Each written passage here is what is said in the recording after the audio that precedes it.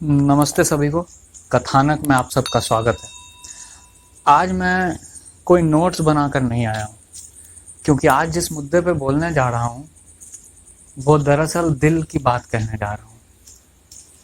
अगर हाथरस जैसे शर्मनाक मुद्दे पे भी नोट्स बनाना पड़ जाए तो शायद मुझे अपना दिल निकाल कर बाहर रख देना चाहिए।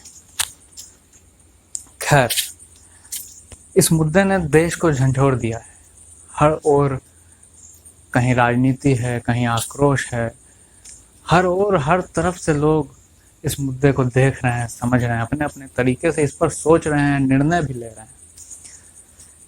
लेकिन मैं इसके कुछ राजनीतिक पहलू पे बात करना चाहता हूँ कि आखिर इसकी राजनीति क्या है।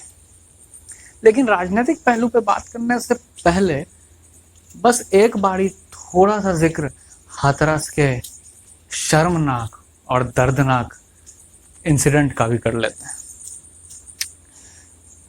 हैं। हम पहली बात तो आपको पहले ही बता दें कि हम सब कोई कथानक में कोई भी हम जजमेंट प्रोनाउंस नहीं करते हैं, क्योंकि जजमेंट प्रोनाउंस करना हमारा काम नहीं है। हम मीडिया जैसे गिद्ध नहीं हैं जो रेप को भी टीआरपी का मशीन बना लें। हम वो काम नहीं करेंगे, आप निश्चिंत रहिए, आपको भरोसा दिलाते हैं। सीबीआई जांच हो, हर एक आरोपी सख्त से सख्त सजा मिले उन सबको। हर एक आरोपी को मैं तो कहता हूँ फांसी की सजा मिलनी चाहिए तुरंत। इलाहाबाद हाईकोर्ट ने सुओ मोटो एक्शन लिया है। 12 तारीख को इसकी सुनवाई है। इलाहाबाद हाईकोर्ट को हम कथानक परिवार की तरफ से सलाम और नमन। ऐसे ही हाईकोर्ट होते हैं जो फिर से संविधान और संवैधानिक मर्यादा में हमारा जो विश्वास है उसको दृढ़ करते हैं और भी मजबूत करते हैं। अब मैं इसके राजनीतिक पहलू पे आता हूँ। हम सबको अभी तक मालूम है कि राहुल गांधी हाथरस पहुंचे, अच्छा था। प्रियंका गांधी वो भी साथ में, उनकी बहन भी साथ में हाथरस पहुंची। मैं बाकियों की तरह यह आर्गुमेंट देने नहीं आया हूँ कि प्रियंका गांधी और राहुल गांधी राजस्थान क्यों नहीं गए, जहाँ पे क्राइम रेट और रेप का जो दर होता है वो सबसे ज़्यादा है। भारत में किसी राज्य में सबसे ज़्यादा रेप का दर है तो वो राजस्थान में है, जहाँ कांग्रेस पार्टी की सरकार है। खैर, मैं इस स्टैटिस्टिक्स में नहीं जाना चाहता हूँ कि कहाँ दर कम है, कहाँ दर छोटा है, कहाँ दर बढ़ा है। मुझे इससे मतलब नहीं है। एक भी रेप हो रहा है तो हमारे लिए शर्म की बात है और हमें आत्मचिंतन करना चाहिए। और राहुल गांधी और प्रियंका गांधी वहां जब जाते हैं इतने कार्यकर्ताओं के साथ, हजारों कार्यकर्ताओं की हाईवे पे भीड़ लगी हुई है। कोरोना तो हम खत्म कर ही चुके हैं, जीत चुके हैं कोरोना का जंग। उसको तो अगर हार भी गए तो क्या है, मोदी जी हैं ही, उन पर ठीकरा फोड़ दिया जाएगा। लेकिन वहां जाने पे मैं अचंभित तब था जब मैं मीडिया के पूरे A to Z मीडिया के आउटलेट्स का मैं रिएक्शन देख रहा था। उनका रिएक्शन था कि लोकतंत्र जीवित हो चुका है। राहुल गांधी सड़क पर उतर चुके हैं, अब आर पार की लड़ाई के लिए वो तैयार हैं। राहुल गांधी फाइनली लॉन्च हो ही गए। मुझे लगता है, जब से मेरी मेमोरी अगर सही हो तो मैं जितनी बार देखा हूँ देश में ऐसी ऐसी वारदातों को, जब देखा हूँ, तो जब भी किसी भी राजनीतिक दल ने और राजनीतिक पार्टी के किसी एक पार्टी वर्कर ने या शीर्ष नेता ने जब ऐसे मुद्दों को हाईजैक करने की कोशिश की है, पॉलिटिसाइज करने की कोशिश की है, तो उसका विरोध किया जाता है। कम से कम इंटेलेक्चुअल सर्कल में किया जाता है। मैं ये नहीं कह रहा हूं कि किसी नेता ने आज तक ऐसा किया नहीं है, सभी ये करते हैं, लेकिन इंटेलेक्चुअल सर्कल्स उसका विरोध करते हैं, ओपनली कहते हैं कि भाई पॉलिटिसाइजेशन नहीं होना चाहिए इन चीजों का, बहुत सेंसिटिव इशू है, इस पर बहुत चर्चा की जरूरत है। लेकिन पहली बार पूरे के पूरे A to Z media house और इंटेलेक्चुअल्स जश्न मना रहे थे कि चलो इशू का पॉलिटिसाइजेशन हुआ, राहुल गांधी गए, राहुल गांधी लॉन्च हो गए। यही तो मुद्दा चाहिए था राहुल गांधी को लॉन्च होने के लिए, राहुल गांधी को अपनी योग्यता साबित करने के लिए। मैं हैरान था। मैं फिर इसीलिए कह रहा हूं, मैं स्टैटिस्टिक्स पर नहीं जा रहा हूं कि राजस्थान क्यों नहीं जाते हैं, उड़ीसा क्यों नहीं जाते हैं, महाराष्ट्र में पाल घर पे एक ट्वीट भी नहीं करते हैं। लेकिन मैं इंटेलेक्चुअल लोगों के बीच वो क्या सोच रहे हैं वो नहीं समझ पा रहा हूं। मैं भी मानता हूं कि ऑपोजिशन बहुत कमजोर है, ऑपोजिशन को उठना ही पड़ेगा। इस देश में इसकी सख्त जरूरत है कि ऑपोजिशन उठे, बीजेपी को, रूलिंग पार्टी को चैलेंज करे। लेकिन साहब, अगर इस मुद्दे को लेके आप पॉलिटिक्स करके ऑपोजिशन जिंदा करना चाह रहे हो ना, तो जैसे मीडिया गिद्ध की तरह रेप को टीआरपी में कन्वर्ट कर रही है ना, आप इसको वोट बैंक में कन्वर्ट कर रहे हो। राजनेता तो करेंगे तो करेंगे, लेकिन इंटेलेक्चुअल लोग उनका समर्थन जो कर रहे हैं, मैं उन पर बात कर रहा हूँ। उनको ये पूछना चाहता हूँ डायरेक्टली कि किस ज़मीर से बात कर रहे हो भाई, क्या करना चाह रहे हो।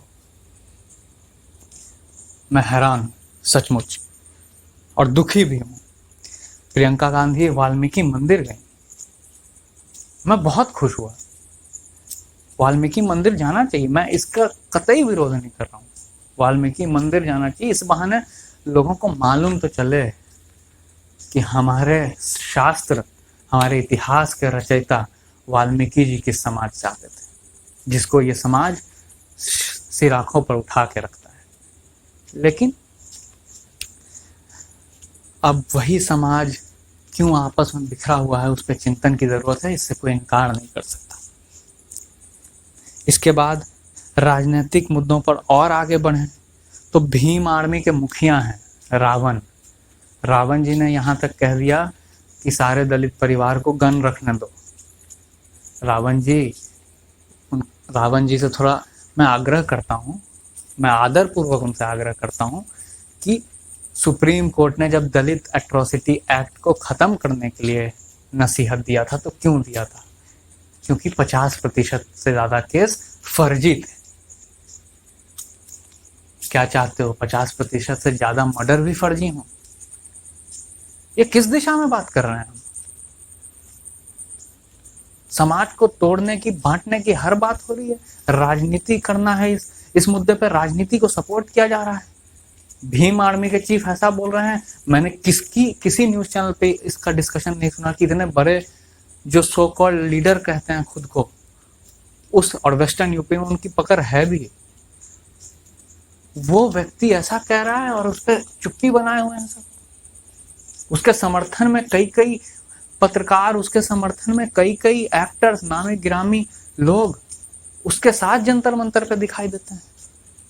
इस व्यक्ति का तो तत्काल रूप से हम सबको एक साथ मिलकर के कंडेम करना चाहिए कि India condemns him, India condemns Bhim army chief. दूसरा, यहीं तक बात नहीं रुकी है। एक नेता ने तो यहां तक कह दिया है कि मैं 1 करोड़ रुपए दूंगा उस परिवार को, उस ठाकुर परिवार को, जो अपनी बेटी मेरे पास भेज देगा और मैं उसकी बेटी का रेप करूंगा। क्या चल रहा है इस पर? खैर, इस पर मुकदमा दर्ज हुआ है, केस दर्ज हुआ है, लेकिन मैं बस आपको कह रहा हूं कि एज अ समाज हम क्या दिखा रहे हैं, अपने गिरेबान में हमें झांकने की जरूरत है। अंत में ये सारी बात एक तरफ, मैं क्यों कह रहा हूं कि इसका इंटेलेक्चुअल लोगों द्वारा समर्थन नहीं होना चाहिए, ना राहुल गांधी का, ना उसके पॉलिटिसाइजेशन ऑफ दिस इशू, उसका समर्थन नहीं होना चाहिए। भीम आर्मी चीफ जो कह रहे हैं उसका समर्थन नहीं होना चाहिए। ये नेता जो 1 करोड़ देकर शर्मनाक घटना उसको दोहराने की बात कह रहे हैं, उसका समर्थन नहीं होना चाहिए।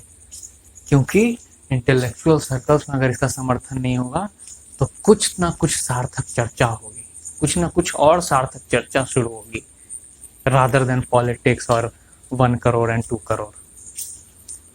बम, बंदूक और गोली और राजनीति, इसके ऊपर उठें। इंटेलेक्चुअल्स को मैं आग्रह करूंगा, नहीं तो इंटेलेक्चुअल्स का पद छोड़ दें। अंत में मैं यही कहूंगा कि जो पीड़िता है मनीषा, खैर पता नहीं क्यों पहली बार ऐसा चल रहा है कि उनका पीड़िता का नाम भी बताया जा रहा है अब हर जगह, तो मैं भी बोल ही दे रहा हूँ। मनीषा के की भाभी, अगर मैं सही हूं तो मनीषा की भाभी ने यह कहा, खुलेआम कहा कि अगर ठाकुर परिवार अपने 3 लड़कियों को भेज दे और हमारे घर के 6 मर्द रहें तो हम भी उनको, हमारे मर्द भी उनको सिखा देंगे, वैसा ही उनके साथ भी करेंगे और दिखा देंगे उनको भी करके कि कैसे बलात्कार किया जाता है। तो साहब, पीड़िता के घर में ही ऐसे बलात्कारी विचार वाले लोग हैं। पीड़िता को और उसकी माँ और बाकियों को मैं कुछ दोष नहीं दे रहा हूँ, अभी वो सीबीआई जांच करे, जो करना है करे, उस पर हम नहीं बोलेंगे कुछ, ना हमें इस पर कुछ अपने अनुमान लगा करके हमें कुछ निष्कर्ष निकालना है, ये भी नहीं कर सकते हम, ये करना भी नहीं चाहिए। मनोवैज्ञानिक विश्लेषण बंद करना चाहिए हमें इन विषयों का। लेकिन ऐसी बयानबाजी ये दिखा रहा है कि वहां पे वस्तु स्थिति क्या है, उस समाज की सोच क्या है। लड़कियों को एज एन ऑब्जेक्ट देखा जा रहा है कि हाँ आप अपने लड़कियों को भेज दीजिए, हम भी दिखा देंगे। और ये बात एक औरत बोल रही है।